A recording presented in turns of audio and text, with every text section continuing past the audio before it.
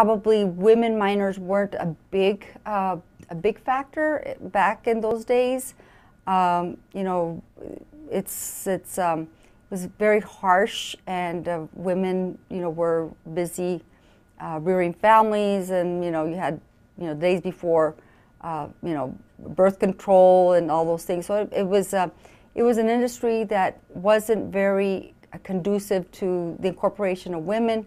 I think we begin to see a lot of that with the civil rights era, where you have, you know, equality being very much on the agenda of the public, and before that was the Rosie the Riveters, where you had, you know, a need for labor, and by that time, a lot of the men were in the war, and so then some of the women were allowed were given permission to work in the mines. It wasn't as if it were, you know, something well, they fulfilled a need, so to speak.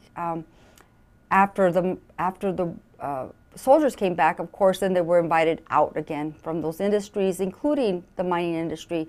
In Clifton and Morenci, I believe there was several women who were part of that Rosie the Riveter generation that still worked pretty much, you know, quietly.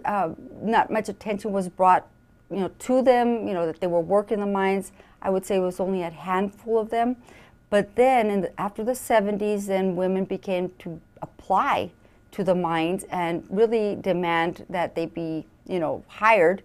So then the company began to hire a lot of the women, and there was still a lot of obstacles from what I understand. You know, there was no separate restrooms for women, a lot of inequality still, but they had their foot in the door and therefore became part of the mining industry in terms of labor that was used to extract copper from the mines.